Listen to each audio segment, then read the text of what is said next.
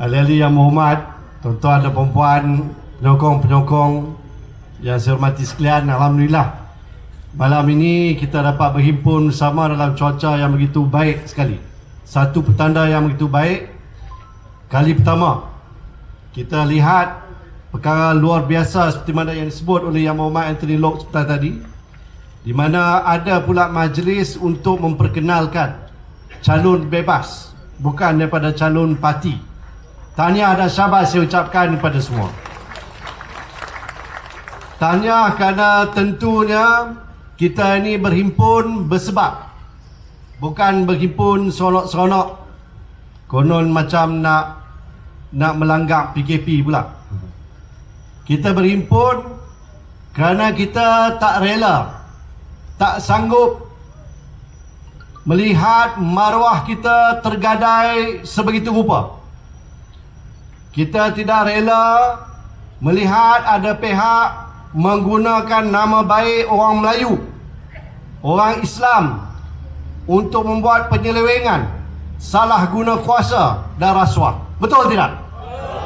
Kita berhimpun kali ini kerana kita nak menyelamatkan keadaan. Kita nak menyelamatkan negara kita, negeri kita, diri kita dan keluarga kita. Kerana kita tidak rela rasuah berleluasa, bermaharajalela di dalam negara kita ini. Tuan-tuan dan puan-puan, ingat PRU 14 yang lepas, ke hulu ke hilir, Pakatan Harapan berkempen untuk mendedahkan mengenai penyelewengan yang dilakukan oleh seorang Perdana Menteri yang masa itu memerintah dengan kuasa yang begitu besar sekali. Dalam keadaan kita pembangkang berhadapan dengan sebuah kerajaan yang rakus menyalahgunakan kuasa, kita menerangkan satu persatu kepada rakyat yang sanggup mendengar mengenai penyelewengan tersebut. Dan yang kita ceritakan itu bukan perkara kecil-kecil, tuan-tuan.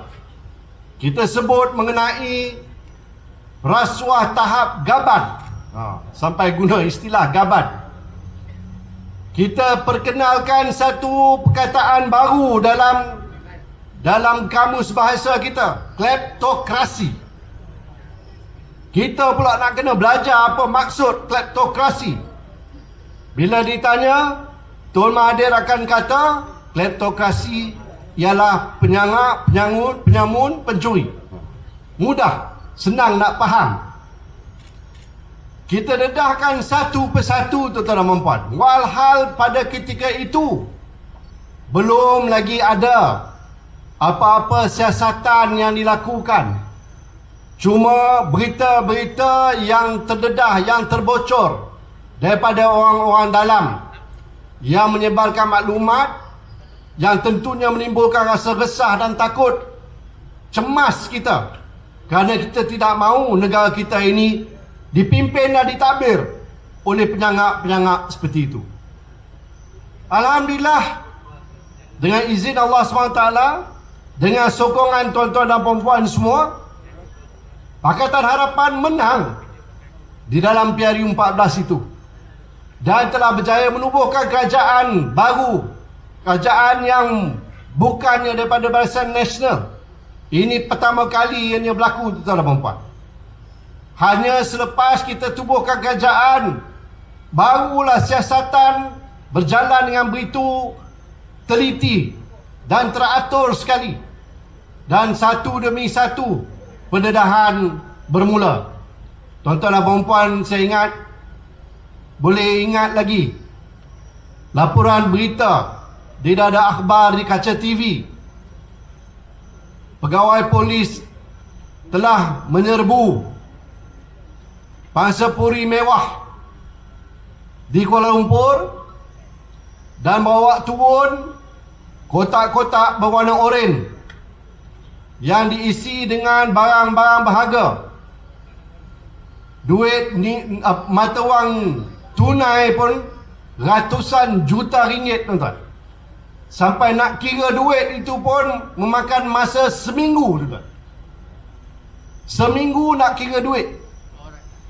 Dan ini semuanya sebuah pangsapuri yang dipunyai oleh Perdana Menteri ketika itu, Datuk Seri Najib Razak, dan isteri kesayangannya Rosmah Mansor. Tuan-tuan dan puan-puan, saya ingat lagi kempen kami waktu itu. Kita kata pasal benda-benda ni, kita dedahkan, kita terangkan. Ada yang percaya, ada juga yang tidak percaya. Mujurlah yang percaya lebih ramai. Maka itu sebabnya kita menang dalam pilihan raya. Tetapi pada ketika ini sekarang ini, tuan-tuan, bulan 8 tahun 2020, ini bukan lagi cerita dongeng, bukan cerita yang tak berasas, yang tak dibuktikan dengan bukti-bukti sahih. Sebaliknya sudah dibuat satu penghukuman di dalam mahkamah, tuan-tuan, di mana dengan begitu terang lagi, bersuluh lagi, disebut oleh hakim apa yang telah dilakukan oleh Datuk Seri Najib, sehingga kan beliau telah dihukum penjara 72 tahun, tuan-tuan. 72 tahun. Tetapi bila disingkatkan menjadi 12 tahun. Jangan lupa, tuan-tuan, kalau ikut kesalahan-kesalahan yang dibuat, setiap satu kesalahan itu ada hukuman penjara, yang itu bila dicampurkan semua bukan 12 tahun, tetapi 72 tahun. Kalau 72 tahun ni nak kira bersalah dengan salah-salah yang teramat lah, orang kata, ya? Bukan yang salah kecil-kecil. Kemudian juga didenda, kena bayar, tuan-tuan, 210 juta ringgit. Tuan-tuan dan puan, 2 hari yang lepas, pejabat peguam negara di bawah kerajaan Perikatan Nasional ini, yang mana disebut tadi, di dalam Perikatan Nasional itu ada UMNO, ada PAS, ada Bersatu, ada juga GPS. Dalam kerajaan Perikatan Nasional ini, pejabat peguam negara merayu kepada hakim, merayu kepada mahkamah untuk tambah lagi hukuman terhadap Najib Razak. Dia kata 72 tahun tu sikit sangat. 210 juta itu pun terlampau sikit, dia kata.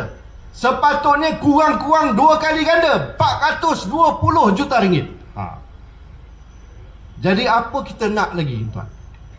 Takkan dalam keadaan macam ini pun, bila hakim dah keluarkan penghukuman dalam mahkamah, walaupun ada rayuan, tetapi dari segi proses kehakiman, tuan-tuan dan puan, Datuk Seri Najib Razak, bekas Perdana Menteri Malaysia, sudah pun didapati bersalah dan dijatuhkan hukuman. Ini kita semua kena faham.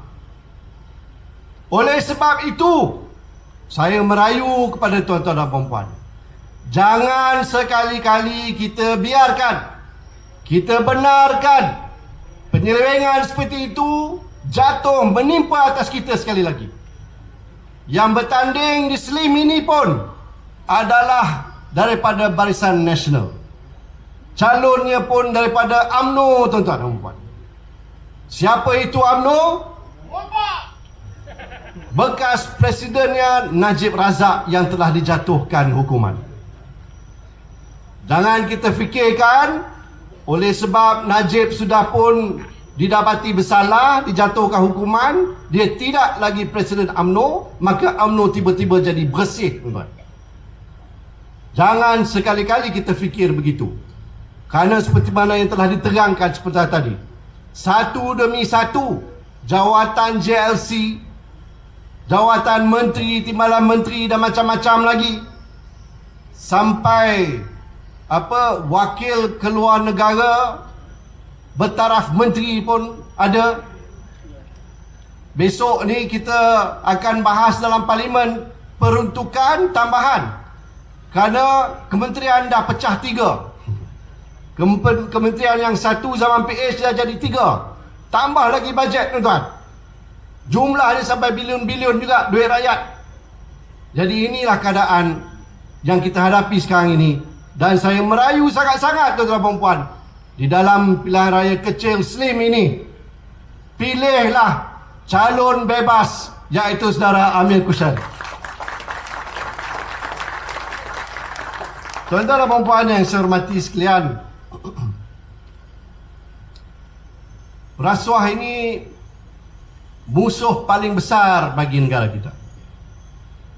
Apa juga yang kita rancang nak buat, apa juga usaha kita, bagaimana kita nak menguruskan kewangan untuk menjayakan satu-satu program ataupun projek untuk rakyat, kalau ada rasuah, semuanya tak menjadi. Benda yang sepatut kosnya mungkin RM50,000, tiba-tiba boleh jadi RM100,000. Yang kos 5 juta boleh jadi 10 juta. Yang lebih teruk lagi, yang kos 50 juta tiba-tiba boleh jadi 100-200 juta. Dan akhirnya rakyat juga yang terpaksa tanggung. Kalau kita rasakan bahawa negara kita ni sepatutnya negara yang kaya, cukup dengan hasilnya, hasil masuknya cukup untuk dinikmati oleh rakyat, tetapi kita juga terasa macam ada benda tak kena, projek tak siap-siap, terbengkalai. Kalaupun jadi projek, rosak dan macam-macam lagi. Sebabnya tak lain tak bukan ialah kerana penyelewengan. Bila ada amalan-amalan salah guna kuasa, rasuah dan sebagainya, itulah jadinya, tuan. Jadi saya merayu tuan-tuan dan puan, kami-kami ini bermati-matian, tuan, melawan rasuah. Dan kita mohon sokongan daripada rakyat supaya mandat yang diberikan oleh rakyat seperti mana yang kami dapat dari 14 hari itu diteruskan, dan unsur-unsur untuk membanteras rasuah ini berterusan. Kalau tidak, kita semua risau apa akhirnya akan terjadi. Akhir sekali, tuan-tuan dan puan, saya nak sentuh sedikit mengenai istilah khianat. Satu istilah yang kerap kali kita dengar kebelakangan ini. Ada orang sebut bahawa kerajaan yang diterajui oleh Perdana Menteri ketika ini adalah sebuah kerajaan tebuk atap, pintu belakang, yang wujud hanya kerana pengkhianatan. Saya nak cerita kat tuan-tuan dan puan, khianat ni tidak boleh dibuat oleh musuh kita. Musuh kita tak boleh khianat kita, sebab musuh kita dah memang bermusuh dengan kita. Apa dia buat pun memang tak ada benda baik lah, tak ada benda yang elok-elok dia nak buat untuk kita, kerana dah memang nama dia pemusuh. Khianat ini, tuan-tuan dan puan, datangnya daripada orang yang kita yakini, orang yang kita percayai, adik-beradik kita, tuan-tuan dan puan, kawan-kawan kita yang menyebabkan pengkhianatan. Betul tidak? Kalau bukan kawan, kalau bukan keluarga, kalau bukan orang yang kita harapkan, itu bukan khianat namanya. Bila orang-orang macam inilah yang tikam belakang kita, itulah yang kita namakan khianat. Betul? Tapi khianat inilah yang paling teruk. Satu perkara yang sangat-sangat tidak boleh kita maafkan. Tapi tuan-tuan, saya nak bagi warning. Jangan siapa-siapa mengata dekat Tun Mahathir dengan saya, tuan-tuan dan puan, silap-silap ada orang nak tumbuk, tuan-tuan.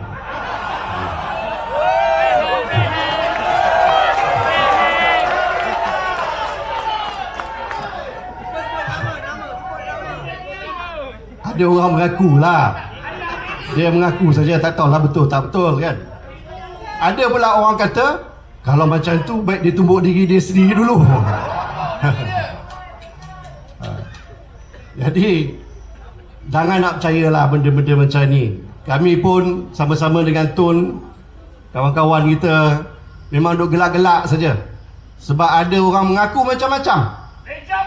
Mengaku anak angkat Tun pun ada. Daddy. Lepas tu ada apa? Anak didik pun ada. Anak daddy pun ada. Yang terbaru sekali anak buah. Semua mengaku anak. Saya pun tak perasan adik-beradik saya ramai macam tu. Kat Perak ni pun ada.